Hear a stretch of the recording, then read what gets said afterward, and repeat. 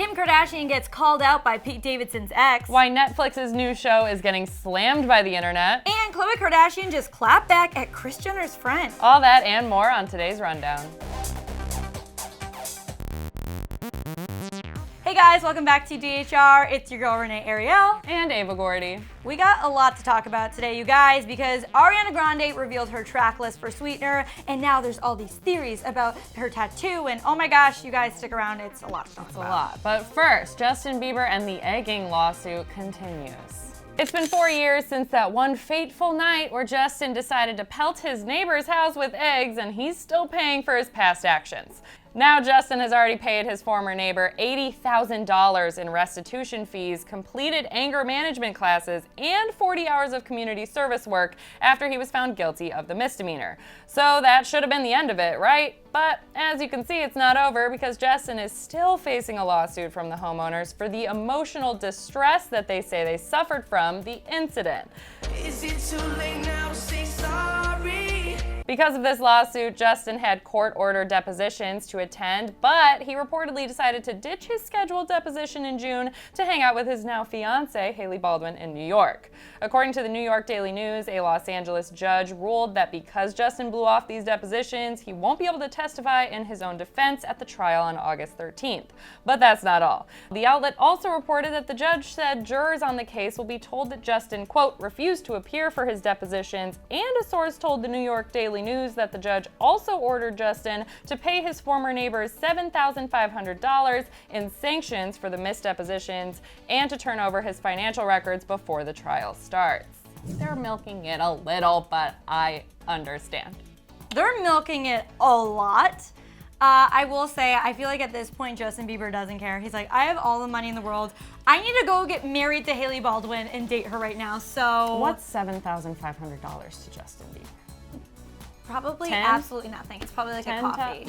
I know. For us, it's like getting Starbucks in the morning, which I do every single morning. I cannot believe that he paid them $80,000. Can Justin Bieber egg my house? I know. I was saying, well, I'm so bad. I'm like, I'm waiting for a celebrity to do something bad to me so I can get some money. I don't know. That's all, you know, I mean, that's just a lot of money for egging. Of all offenses, egging. I know. Because that you can just water it down. I mean, of all the things that, you know, we could think of what celebrities could do to us, egging seems like the least. I love the traumatic. line emotional distress over egging. It's just like they were up nights just like weeping about this. Couldn't eat breakfast for a month. They can't look at eggs anymore. Pete Davidson's ex, Cassie David, just called out Kim Kardashian on Instagram. Kim Kardashian posted an Instagram story to spread awareness about recycling. In the post, she shared a picture of trash floating in the water with text over it that says, "Plastic emergency. Our next generation has to live with this. Let's care enough to fix it." Though that is a nice sentiment and we are happy Kim is trying to use her platform for something good, Cassie David felt it was a bit hypocritical. Cassie then posted a story of her own, sharing a screenshot of her response to Kim's story, saying, quote, "Have your family stop using plastic water bottles," followed by a heart emoji. But you guys, that's not all. Cassie also added text over her screenshot that said, quote, 30% of the world's plastic consumption is in the Kardashian refrigerators. So it's safe to say Cassie doesn't seem thrilled with the Kardashians right now, though she did appear to be friendly with them back in 2016. Cassie even posted a picture of her and Khloe together on a couch and captioned it, quote, "Khloe teaching Kaz how to pose."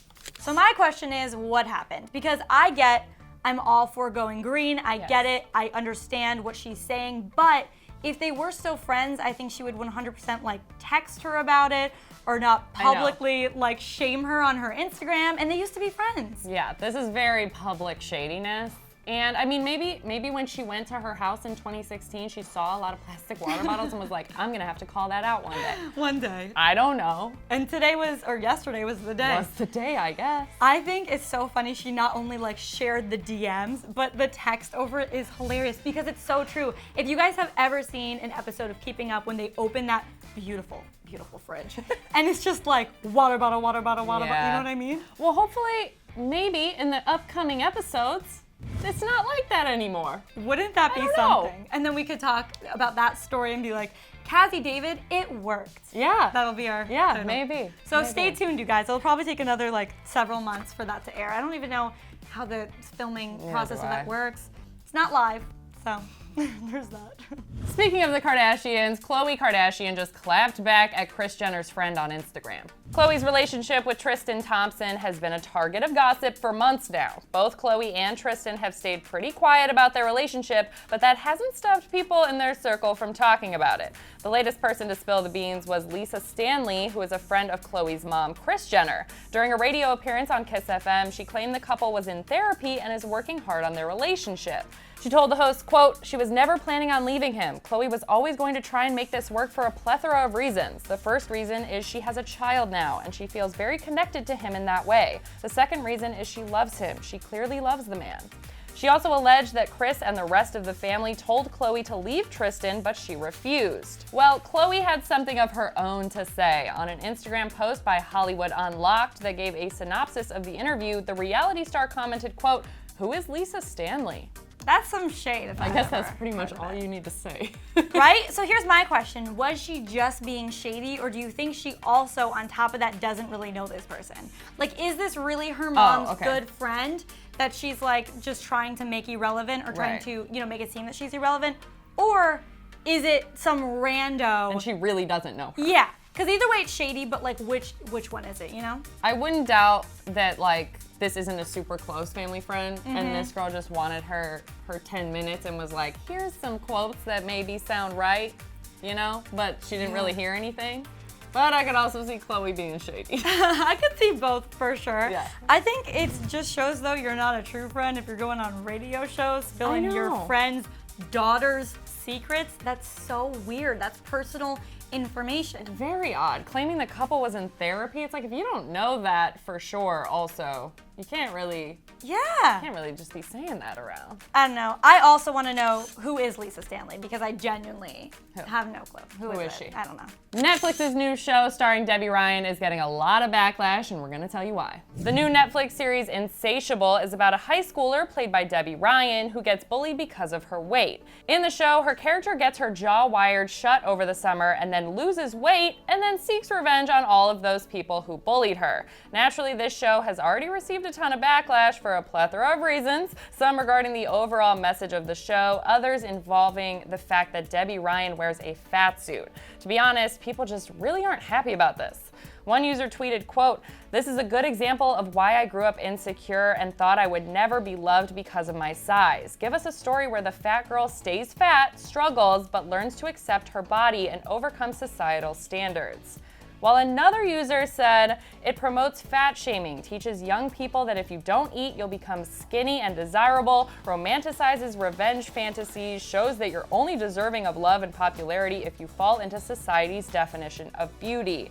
But not everybody is a hater. This user defended the movie saying, quote, "When do trailers ever really show the true plot twist-filled message and theme of a show/movie? People are so quick to judge that this is going to have a bad and negative outcome with body shaming. Just wait until it comes out and then we can see if it's bad." So I completely understand where a lot of these people are coming from. I've seen a lot of tweets about it and everyone makes a lot of sense.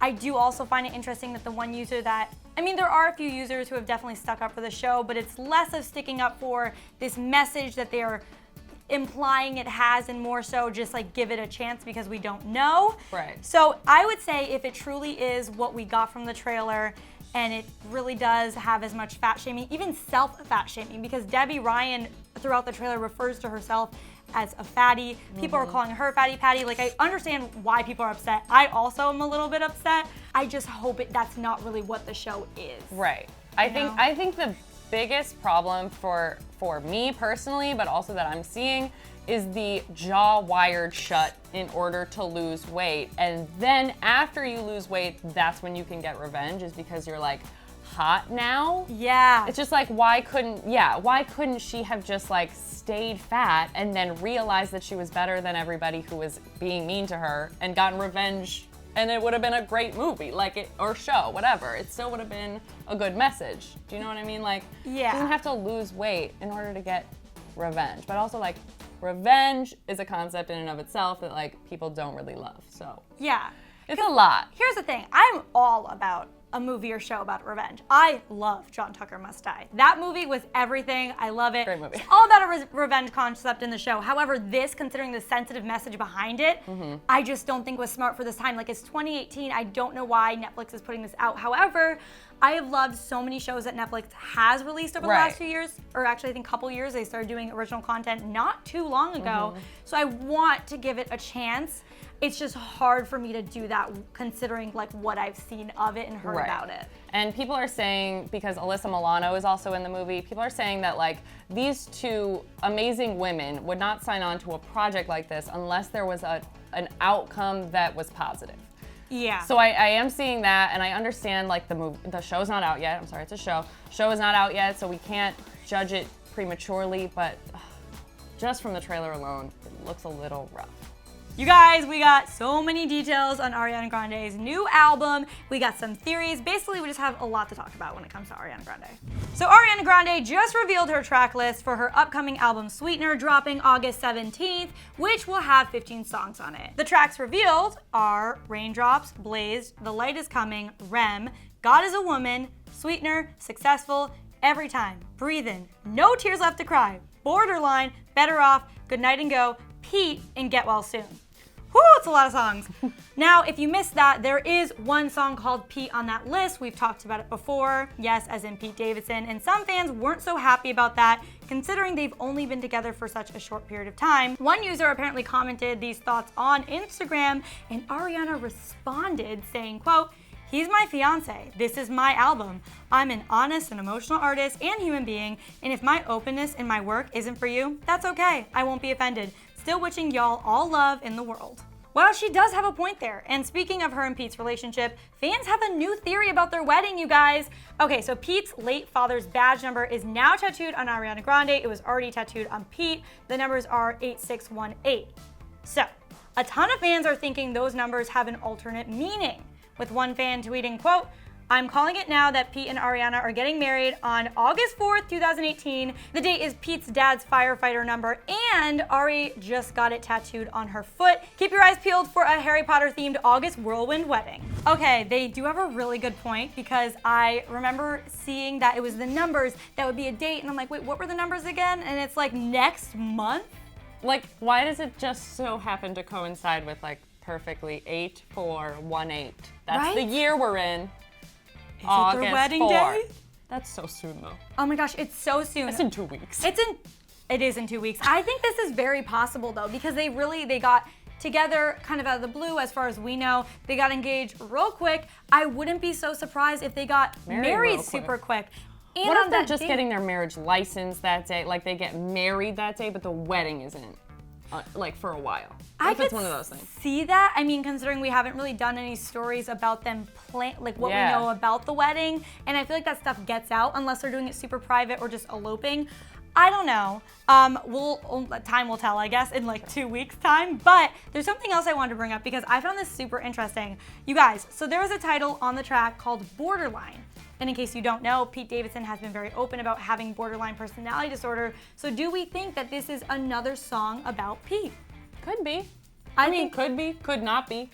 I think it's so possible because like the coincidence of it being called Borderline, her being engaged to Pete having borderline personality disorder, I think it's super possible. And I'm just curious if she's gonna write a song about a mental illness. I mean, clearly she's like updating her album because she, like I was saying earlier, we were talking about this, she must have finished her album and then met Pete and was like, well, I gotta squeeze in some songs about this. You know, because like that was only 2 months ago that all of this happened. So I feel like maybe she wrote a couple new songs for him. And maybe those are them. Maybe Borderline is it. All right, you guys, that wraps up our show today. But before we go, I really need to hear from you guys. Do you think the song Borderline is going to be about Pete's borderline personality disorder? Let me know down in the comments. And also, would you try and milk a celebrity if they egged your house? Let us know in the comments below. Ava would. I probably would too. Oh, we're bad. Anyways, you guys, in the meantime, follow us on social media. You can follow me at Renee Ariel on Instagram. And you can follow me at Ava Gordy on Instagram. And we will be back here on Sunday. Bye. And then you guys click right over here because James Charles accidentally leaked his own nudes. This is not a drill. And also be sure to subscribe to our channel. Click it. Click it. Do it. You know you want it.